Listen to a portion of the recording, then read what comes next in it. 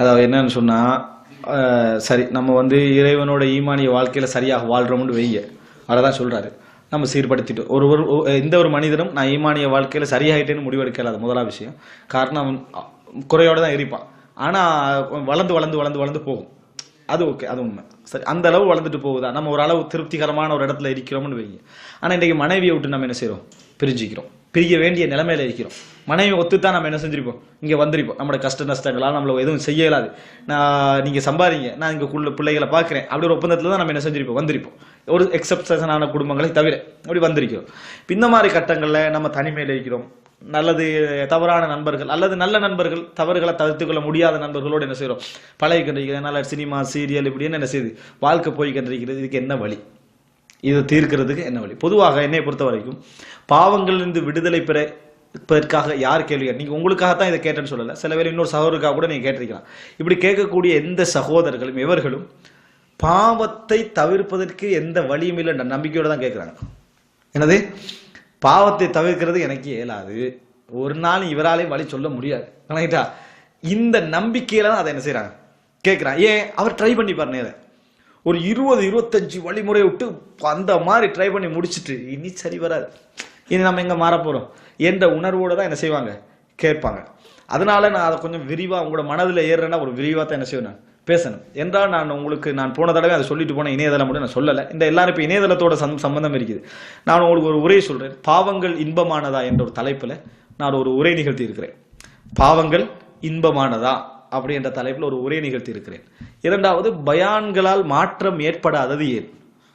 2, சிந்திக்க மறுப்பது ஏன்? 3 விஷயம். இந்த 3ம் நீங்க எந்த பிரச்சனையை எதிர்கொள்றீங்களோ, லைஃப் நம்ம சொல்றோமே இப்ப ஏன் நம்மளுக்கு தவிர்க்க இயலாம இருக்குது அப்படின்றது, இந்த பிரச்சனைகளை மட்டும் சரியா எடுத்து பேசி இந்த அதாவது தர்பியா உரைகளோட தலைப்புல வரும். நான் இணையதளத்தை உங்களுக்கு சொல்றேன், mujahid.srilanki.com அப்படின்ற இணையதளம். நான் முடிஞ்ச உங்களுக்கு போகல எழுதி தந்துடுறேன். அதுல நீங்க கொஞ்சம் பாருங்க, சில வேளை உங்களுக்கு அதில் கைடன்ஸ் கிடைக்கலாம், ஒரு வழிகாட்டல் செய்யலாம், கிடைக்கலாம். பொதுவாக நான் அதை போன தடவை இந்த ஹுஃபுஃப்ல நடந்தது, அதுல உரையில கூட நான் சொன்னேன், எப்பையும் பாவங்களை தவிர்த்தல் என்பதுல மிக முக்கியமான பகுதி என்னன்னு சொன்னா, பாவங்களை தவிர்ப்பது அல்ல, பாவங்களுக்கான காரணிகளை தவிர்ப்பது. அவ்வளவுதான். பாவங்களை தவிர்க்கிறது கஷ்டமாய் மனசு சொல்லிக்கின்றது. ஆனா பாவத்துக்கான காரணியை தவிர்க்கிறது நம்ம முயற்சி எடுத்தா ஈஸி, முயற்சி எடுத்தா இலகு. நம்ம அதுக்குள்ள என்ட்ராகினாதான் கஷ்டம். எதுக்குள்ளையும் நம்ம என்ட்ராகிற பாருங்க, அதான் கஷ்டம். அதுல என்ட்ராகாம இருந்தோம்னா நல்லது. அது இயல்புல உள்ள ஒரு விஷயம். உதாரணமாக நம்ம எப்பயும் இரவு நேரத்தோட தூங்கிடணும், நண்பர்களோட சேர்ந்து தவறான இந்த மாதிரியான படங்கள் அது இதெல்லாம் நம்ம என்ன செய்யக்கூடாது, பார்க்கக்கூடாதுன்னு முடிவு எடுப்போம். அந்த முடிவுல உறுதியா தான் இருப்போம், ரூமுக்கு போவோம். ஆனா நம்ம முடிவு எடுத்துட்டோம், நண்பன் என்ன செஞ்சிருப்பான், அதை போட்டு கண்டிருப்பான். நம்ம இப்ப என்ன செய்யப்படுறோம் தெரியுமா, என்னடா இவன் போட்டு கண்டிக்கிறானே, சரி என்ன அங்கே திரும்பி கொஞ்சம் தூங்குவோம்.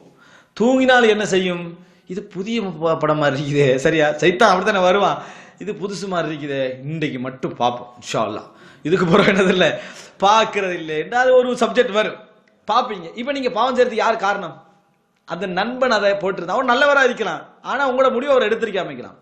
இப்ப நீங்க பாவத்தை எப்படி தவிர்ப்பன்னு யோசிக்கணும், இவனை எப்படி தவிர்ப்பது, முதலாவது யோசிங்க. அதுதான் விளங்கிட்டானே, அவர் மோசமானவன் இடத்துக்காக வேண்டிய அல்ல, இவனை எப்படி தவிர்ப்பன்னு நினைக்கிறது அவன் மோசமானவன் இடத்துக்காக வேண்டிய அல்ல, நீங்க மோசமா போகக்கூடாது என்பதற்காக வேண்டி இவனை எப்படி தவிர்ப்பது.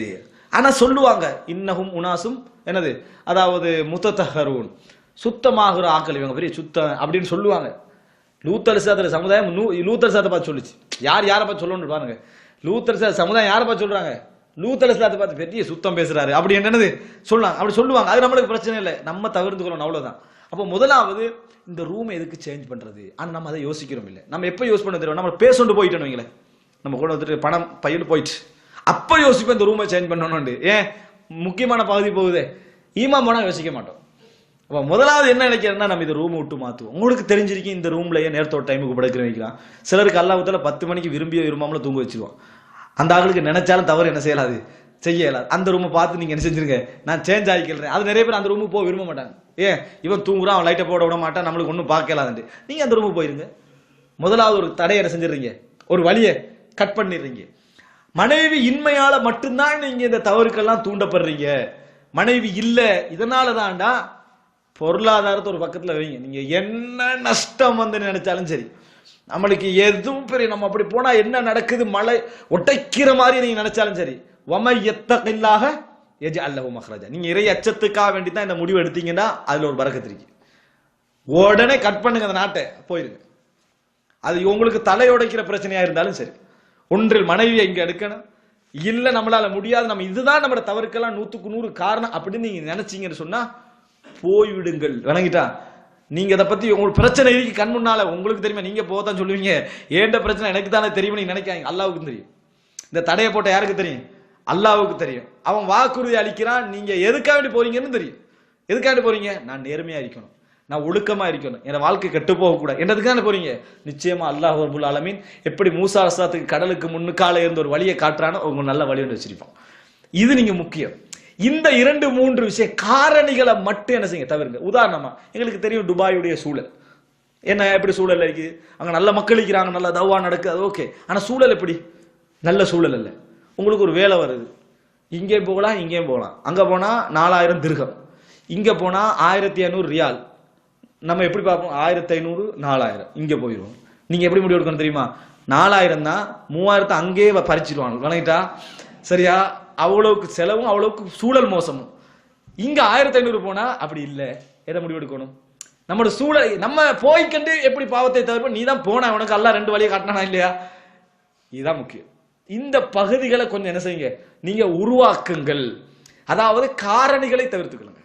இது மிக லேசான வழி. அதுதான் சபபுகளை நீங்க உருவாக்காம இருந்தீங்கன்னு சொன்னா, ஒரு நல்ல ஒரு ஸ்மார்ட் போன் வச்சுக்கிறீங்க, இதுதான் உங்களை தவறு செய்தா ஸ்மார்ட் போனின் செலவு வித்து வீட்டுக்கு என்ன நல்ல விஷயம் செய்யலாம்னு யோசிங்க. வித்து போட்டு அது செஞ்சிருங்க. செஞ்சுட்டு ஒரு 1100 போனை வச்சுக்கோங்க. ஏண்டா திடீர்னு போன் வாங்க மாட்டீங்க நீங்க, அது கஷ்டம். ஆனா திடீர்னு பாப்பீங்க. இப்ப இன்னைக்கு பாருங்க, யார்கிட்ட எதுவும் இல்லாட்டி ஒரு 10 MB பேலன்ஸ் இருக்குது, பணமே இருக்காட்டி, ஆனா ஸ்மார்ட் போன்ல எது இருக்குது, ஒரு 10 MB பேலன்ஸ் இருக்குது. வாட்ஸ்அப் இல்லாம இருக்கல, என்ன பெரிய நான் ஜனாதிபதி அப்டேட்டா பண்ணிட்டு இருக்கிறோம். அப்படியெல்லாம் ஒண்ணு இருந்து பாருங்க, இருக்கலாம். விளங்கிட்டா? நீங்க அதுதான் உங்களோட ஆபீஸ் வேலை அப்படின்னா அது வேற, அதுதான் உங்களுடைய கனெக்ஷன் பண்றதுக்குரிய வேலைன்னா அது வேற. இது அப்படி இல்லை. நிறைய பேர் என்ன பாக்குறாங்கன்னா, வார மெசேஜ் எல்லாம் ஒருத்தன் பார்க்காம ஃபோர்வர்ட் பண்ணிக்கிட்டே இது இல்லாட்டி வரைக்கும் இருக்கலாதான். விளங்கிட்டா? அதெல்லாம் சும்மா அப்படி சொல்லிக்கிறது. விளங்கிட்டா? நான் என்ன சொல்றேன்டா, தவிர்ப்பதற்கான வழிகளை நிறைய உருவாக்குங்கள். எதை? பாவத்தை இல்லை, காரணிகளை தவிர்த்துங்க. போக மாட்டீங்க. அல்லாஹ் ரப்புல் ஆலமீன் உங்களுக்கு தௌஃபீக் செய்ய வேண்டும். நீங்க இந்த உரைகளை முடிஞ்சா என்ன செய்யுங்க பாருங்க, அல்லது நீங்க யாருக்காக கேட்டீங்களோ அவங்களுக்கு என்ன செய்யுங்க பார்க்க கொடுங்க. பாரக்கல்லாஹு ஃபீக்.